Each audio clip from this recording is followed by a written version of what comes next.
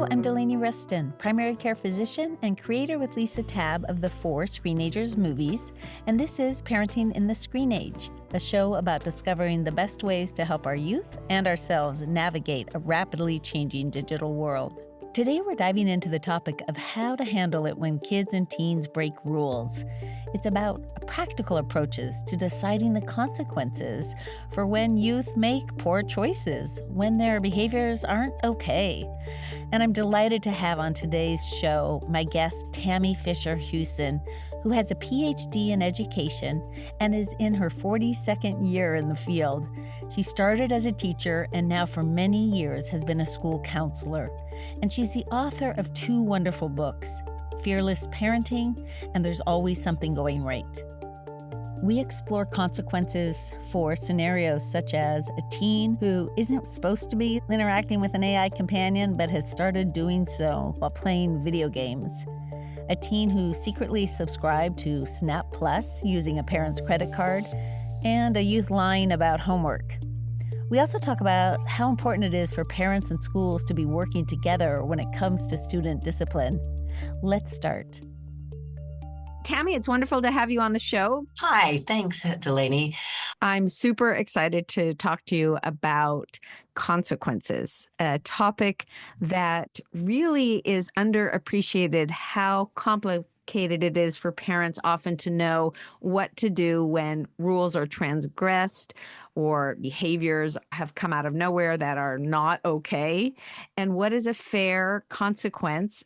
And I wondered how you think about the big picture. Well, every choice you make in life has a consequence. Everything you do, you don't drink enough water in the morning and you go for a run, then you're going to get dehydrated and have problems. That'll be a consequence of the choice you make from not drinking enough water. You get to bed early, you feel better. Every choice we make has a consequence to it. Everything has consequences. Kids earn the privileges of life by making all the good choices that they make. When you make these good choices, you earn the privileges. And rather than thinking I'm taking something away from somebody because they broke the rule, you just didn't earn that opportunity because you made this choice. We have a hard time as parents thinking of things as privileges as opposed to thinking more of, oh, of course you're going to have this device time or that. And your work is about helping people to understand that our behaviors allow us at times to have certain privileges, or maybe we're not responsible enough, or it's not really makes sense for us to get that privilege. Right. Have you seen parents really change that mindset into a sense of privilege? It's simple and yet it's complex. That's a good way to put it. It is complex. I have absolutely seen parents come around to it because it is kind of an aha moment. Oh, I've been looking at this all wrong. I've been thinking that the way I frame this is that I'm going to take things away from them instead of actually educating the child that you're working with, the children that you work with, that no, look at you earn these things. We earn the opportunity for these privileges by the choices that we make. It's really interesting that we're talking about this because I just read an Ed Week article that was done by their research center, and they did a survey with like almost 6,000 teachers nationwide talking about behavior of kids. They asked, what, if anything, would have a major positive impact on your students' behavior and ability to manage your classroom? And they could select all they wanted. And slightly above 63%, which was one of the highest percentages listed of them, they said smaller class sizes. But the very next close to it, at 58% of the respondents said instruction for parents on teaching children how to behave in ways that are appropriate for school. And the next one was limiting parents' ability to undermine consequences when their children get in trouble for misbehaving. So that's that parent partnership where the school, I'm right in the middle of it. I'm right in the weeds of it right now with a pretty significant issue at my school, where some of the parents are like, but he didn't mean it, or it's more harmless than you think, or the other person made him do it. So that's what undermining means. Parents are calling the school. There are multiple parents involved in this. There are Got multiple it. students. So one of the parents is like, yes. In fact, one of the parents I met with last week came to me and wanted the consequence to be more dire. That device should be removed for a month. I kind of helped them pivot that what they could do at home was just help their kid understand the concept of why the rule exists. Mm-hmm. And so she's helping the kid read the school rule book and understand the device use policy and really partnering because she knows she's the first educator of her kid. And so if she isn't continuing to partner with us about the purpose behind that, I mean, rules are generally not arbitrary in schools. I can't say always not arbitrary, but generally not arbitrary. We've taken significant amount of time to really explore to make our consequences be restorative. With this, Tammy, I'm assuming it wasn't just using in school. This, we don't have to go into the specifics of the situation, but it was what they actually did via their device. Yes, absolutely. Yes, exactly. Yeah. We do our children no favors by rescuing them from consequences. If we don't allow them to experience consequences of their own choices and we rescue and we make excuses or we say that didn't happen when we're partnering with a school, this is the most important partnership we have as our kids are being raised, is the partnership we have with our schools. We have a shared goal. The educators have a shared goal. We are student advocates all around. And when consequences are delivered at school, or we need a partnership from the parents to follow through, then the parent leaning in to try to understand the purpose of that is really important, and tying it to the concept, oh, my kid made a choice. This was the outcome of their choice. They can handle it. Yeah, got it. This idea of consequences came to me this week as a friend wanted to go for a walk to talk about her teen daughter who has a Snapchat account. And unbeknownst to the mom, the daughter decided to upgrade to Snap Plus and put onto the mother's credit card, because that was the primary credit card. The app didn't show that there was a monthly charge until after 6 months. And she basically brought this up to her daughter, that she ultimately realized this was going on. And she could tell by the daughter's response that this was going on. And we talked about this idea of having the daughter say what she thought the consequences should be. And before I say what happened, I want to dive a little bit more into this, because this is not intuitive. This idea of having kids first bring up what they think the consequence should be. Now, in an ideal world, there might have been some like pre-planned, if this behavior leads to this issue or breaking this rule. But obviously there's so many scenarios we often don't have it pre-planned. Can you speak a little bit about that? Why putting it on the teen to think through and say their idea of what a consequence should be is really effective and really important? It is really important, especially as we move to teens, right? Because they're so much closer to independence. And if we're the adult doling out the whatever the outcome of the choice that they make, then they never actually learn to own their choices in a way that's authentic, right? So then this goes out. If I'm always washing my kids' clothes, then they never learn that when clothes get dirty, they don't automatically get clean. Like you have that, their choice to not do their laundry means that they may have some dirty underwear they're wearing twice a week or whatever. So it's really critical that you have these important conversations with their kid in that situation. Of them coming up with a consequence, because then that helps them in life to get building a brain that thinks, oh yeah, if I do this. The if-then plan, right? So that's really what we're talking about. Like you're making, if this happens, then this is it. And instead of the adult who would do it in the beginning, although honestly, young kids can do this really early on. They tend to be more harsh with their consequences. Teens tend to be more lenient. It gets them in that role of understanding that all choices have an outcome. And you're planning that if-then plan. If this happens, then you're in that negotiation role.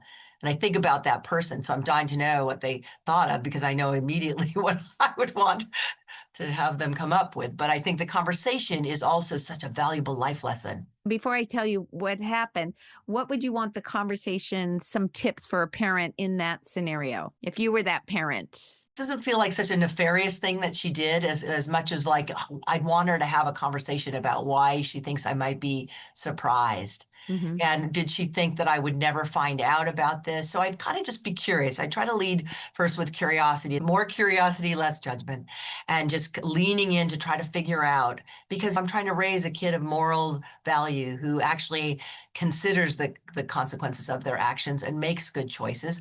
And I know my kids are not always going to make good choices, but I'd want to be curious about why they would believe that I wouldn't ever find this out, right? And why they didn't think to ask. Right. What made me, am I not approachable? So there's some self-reflection on that too, right? Was this an impulsive choice she made because she was so desperately wanted this advanced version of the app, or was it really thought out? And then once she did it, was there any level of guilt that she might have? I would try to have a conversation around it that removed all shame because I, as a teen, made mistakes. And then I would move from there to go, okay, well, now we're in this position. I don't know how much the app is. Let's say it's $30 a month. That seems a lot. No, it's only $3.99 a month. Okay, good. All right. Well, that's much more approachable though. Yeah. Yeah. So this is how much money. How do you think this should be handled? And I would hope my team would figure out a way to pay it off, right? So that we would do it. But then I think the next plan is like, and do you want to keep this? Is this something you want? So then if that's the case, how do we want to, then so that there can be a light. So it's like a relational approach to conflict. So you will have conflict with your kids will break rules, but if you're leading with a relationship at the forefront of it and you're coaching your kid around that, you model how they can also own a poor choice without being ashamed. We have rules and we have boundaries, and we have to be clear about why we have them with kids so they don't feel arbitrary to kids, and increases the buy-in to why we have it. Here's what happened. And the mom allowed me to read this part of her text that she had sent me. She had already been thinking about what her consequences should be. She suggested she delete Snapchat from her phone for the duration of the subscription of Snap Plus, which was May 4th. Plus, we changed the setting on her phone to not allow her to download apps without parental consent. I agreed. It seemed relatable, reasonable, and respectful.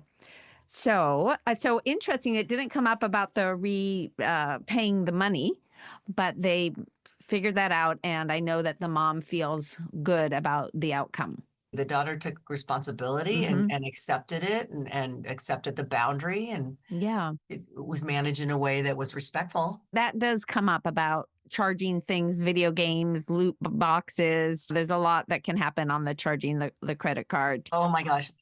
Just like with Alexa, I have a 4-year-old grandson, and like one time he was like one of some show he liked, and he was having Alexa like play it, and then it was like, do you want to upgrade to something? Alexa was asking my 4-year-old, and I'm in another room in the kitchen, and he's like, yes. And I'm like running down the stairs. No. So yeah, we're in trouble with that one. Yeah. Yes, absolutely. Before we dive back in, I wanted to let you know about our 4 Screenagers documentaries, which focus on helping kids and teens navigate the challenges of this digital age. We created these films to be screened in schools and at community events. Over 20,000 hosts have shown them thus far. Along with the movies, we provide discussion guides, promotional materials, and other tools so that you can easily organize a truly impactful event for your community. And if your school wants to use the movies in the classroom, we have options for that too, along with a full curriculum of lesson plans designed for various grade levels. To learn more about the movies or inquire about becoming a host, visit screenagersmovie.com. There's a link in the show notes. Now back to the show. Let's say that a 12, 13-year-old has been saying they've been getting their homework done, and then ultimately you find out that they haven't been doing their homework. What would be a way to approach that as a parent? Let's say you're the dad, you've found this out through word of mouth of the teacher or whatnot, and this 12, 13-year-old has been saying this to you. Yeah, I would want to acknowledge my feelings around it, which would be disappointed. We're always disappointed when our kids are not honest with us. And then again, I approach the same way I just mentioned. I'd like kind of want to be deeply curious and try to keep anger out of the conversation, because if you're trying to get your kid to own the choice they made, you have to create a safe space. That's we have a whole nother podcast on why kids lie. It's like a lot of times kids are not telling the truth because it doesn't feel safe to tell the truth. So We want to do that, and we'd want to explore, do they need more help? Are they just impulsive? Or what structures might need to be in place about that? But again, it would be a leading conversation. So why do you think that you haven't been getting your homework done? What is you think has been getting in the way for you to be successful at this task? Okay. So it would be a leading question, A leading question meaning, like just a leading curiosity question. Why do you think that you okay, haven't you're been? not leading the witness to a certain No, place. You no, mean no, leading like you're I leading with questions. we're leading with questions. Yeah, we're not leading with a lecture Yeah. of doom and gloom. Yeah. Would you then ask that 12, 13-year-old, what do you think should be, there's a natural consequence that you're not Yeah. getting your work done. Well, yeah, and the natural consequences you get these poor grades if you're Yeah. if you're in middle school and you're in a sport, you can't play with poor grades. So there's some natural consequences that happen there automatically. But absolutely, I would say, well, what do you think? You've been dishonest with us, and what do you think makes sense moving forward? Right. Okay. So we're all about the next moment of success with anything that happens. It's like you want your kid to be successful. So you want to, how can you help your kids see it themselves as successful? So you want to identify the barrier that's keeping them from being successful. And you might have to create supportive boundaries, right? That they can't manage their time well, right? Sounds like you can't manage your time well. What are some tools you think we can do to help you manage your time well? You give them that driver's seat to come up with those outcomes and within that boundary, but not all kids are going to be skilled at that. So then you have choices. I think that's the key part, right? So they made a choice, but then there's choices like a little smorgasbord menu of here's some things. You could start with a really extreme thing. Well, it sounds like you can't be on your device until the end of the school year, which is not a reasonable choice, but you go really extreme, with your menu of choices up to the point, well, it sounds like maybe right after school, you'll be coming home and showing us your planner and we'll walk through what you have to do and we'll have preserved time. And then when you're successful at that, then you'll have your 30-minute of screen time. So that would be like the ideal outcome or choice, right? And on a partnership, but you start with a bunch of extremes so the kid can see, oh, there's multiple pathways that I can choose based on my power.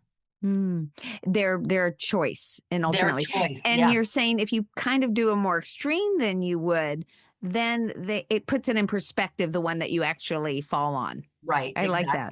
Yeah. And they're actually then leaning into that one because they're like, oh, it could get a lot worse. I think I'm going to stick with this one. So, yeah. Well, that brings up the point that particularly kids, but sometimes teens too, will say, well, I shouldn't be able to use my iPad for a whole month. A lot of times kids will make their consequences much more extreme than parents. So coaching parents to understand that really then you get to come out as the good guy. Well, that seems like a big consequence for your one mistake. That feels like something that would happen if you did this repeatedly. Is there something in particular you would say when they consequence themselves? Yeah, they over consequence themselves. I would honor the bravery with which to take a significant consequence. Like that's a pretty heavy outcome for the mistake that you made. Yeah. That takes a lot of ownership, right? And accountability. We want our kids to be accountable and responsible. I think though that you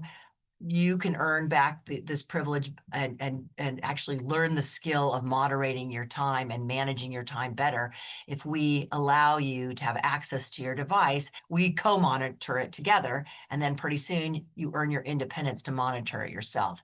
So let's ease in, right? So maybe we're going to have a week where it's more involvement with our monitoring. Right. That you show us. You might monitor it. We have the time thing. There could be a timer, things that we do. Look at your homework, make sure you've finished it before you've earned other things. Everything. Yep. You speak to it. We want to have those conversations, the why behind why we have the rules, right? 4 years from now, you're moving out of my house.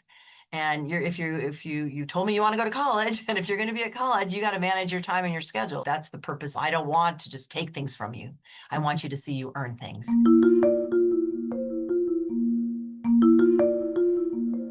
What if we learned that a kid is playing video games a lot and we thought they were playing with friends, but they're actually often playing with an AI companion in the video game?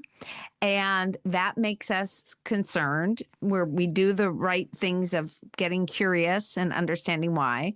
We explain we're worried about the safety with that, about attachment disorders, and that's really concerning. So we could talk about those things. We had a rule that we didn't want you to be with AI companions or characters because of things where we don't feel it's safe. Say it's a female who's 14, and we ask what they think should happen, and they cross their arms and they're just mad and they're like, you don't know this, it's totally fine that I'm doing this. So let's take that scenario, and also the fact that it's going to be very hard for us to monitor if they're going back on that device. On that device, doing the same behavior on the device. Yeah. I think back to that parent that I mentioned that actually did lean in and wanted more stricter consequences. Her option to take the district's policy and have their son read through the policy and then write a short paper about it, I thought was just like a really good way to educate, because I think that's the piece that's missing here. You're dealing with developing adolescent brain that's being rewired right at that moment and not really understanding why the red flags are all over and how concerning it is for a developing brain. And so to have these relationships with these to have fake relationships that feel so real to our kids. And so we have to have compassion around what that's like, because what we're basically saying is you have to break up with your AI bot. It's like being ripped away from that. So it requires a much more tender carekeeping about that. And that is a time when you might need to step in, and they're not going to agree with your consequence. But you're going to lead with love. You're going to lead with your relationship and your knowledge about them, and you are going to remove that from them. And you may need to get them connected to a counselor so that they can explore. The two of you might need a third party in that conversation that helps them bridge the gap that might happen, because they're going to be really angry. They're so good at the silent treatment until they need something. And so I feel like that's a time when bringing in a professional can be very helpful, as for parents to not feel like they're doing this in an isolated way. Yeah. And in that scenario, then if they're just too mad, it's not going to help to say, hey, let's listen to a podcast about the fears of this, or let's do that. It's just going to feel like learning is punishment, and we don't want that. And so at this point, we're saying we're so concerned about it. We're suggesting that we restrict for the next week or two your access to this, and for us to look deeper about your friendships, what other friends you can be with. And maybe as things cool off a little bit in a week, then like really don't want you to feel like this has come out of nowhere. Can we read this short article together about some of the consequences of these type of relationships? Right. Because there are unfortunately, so many stories out there, people's real stories, not just the research around it, but people's real voices. Yeah. Like, you're absolutely right, Delaney. There's no way that an angry kid can listen to completely rational things. But so that's when regulation of the adult is so key. You just can't take the broken rule personally. It really is not about you. So having that understanding, educating ourselves around that is so important. That we take that slow, deep breath, that we keep ourselves regulated, that we have somebody we're talking to partner, and we're constantly thinking, I am about my child's well-being. What we're doing is for your well-being, and don't expect your child to hear that message in that moment, but they will. I still feel, because I've been through it a lot, of course, for every parent, what the consequences should be. Clearly, talking with friends is worth the time and energy to talk with caring adults that you feel are wise. There are resources out there. I don't want to promote parents going to ChatGPT and others to do it, because it takes away from the ability to be a vulnerable village and to actually talk to another parent. We learn from each other and we get closer through the struggles. Now, obviously, there are going to be times when adults are turning to AI bots to get ideas of, just like they would to the internet, to get ideas of reasonable consequences given different situations. But clearly, talking with each other should always be the first step whenever possible. Yeah, I love the word village. Absolutely. Nobody does it in isolation. Was just working with in fact, he just stopped by here. He's a single dad and was having some parenting challenges and was really overboard on the consequences. It was absolutely taking the phone away for a week, not going to get to see friends, only because it's like if he knew what to do, he would be doing it. He didn't have the tools and wasn't using the village. And I just made it really clear with him, can you just use me? Let's talk this through. And ever since then, he's been very much leaning into the partnership and understanding how important it is, and heard me when I said, yeah, that you're a phone away for a week for a seventh grader who is an only child is not going to feel empowering to that child. So having that, so I suggested the same pathway. It's like, sit down with your daughter and say what makes sense to you, and that's what they did, which is kind of cool. And let me just assume here that it wasn't free reign, that she got to have her phone all the time. Yeah, absolutely. Fantastic. Tammy, thank you so much. It's been wonderful talking with you. Always is, Delaney. Thanks so much for the opportunity to chat. What a gift that you tuned into the show today. The Screenagers podcast and movement is all about learning together how we can best help our youth of all ages, our communities, and ourselves best navigate our rapidly changing digital world. Make sure to follow/subscribe to the podcast to get each episode automatically, and the more subscribers, the easier it is for others to find us. And if you give it a like and write a review, even just one sentence, that helps even more. Check out screenagersmovie.com to get resources for each episode and loads of other resources. Learn about our 4 Screenagers films and find my weekly parenting blog, Tech Talk Tuesdays. And be sure to use the search bar to find many topics you might be wondering about among hundreds of my past blogs. Finally, I love hearing from you, so email me at delaney@screenagersmovie.com. What ideas do you want to hear for future episodes? Today's show was produced by the following people: me, your host, Delaney Ruston, Lisa Tabb, and sound editing was done by Alan Gofinski.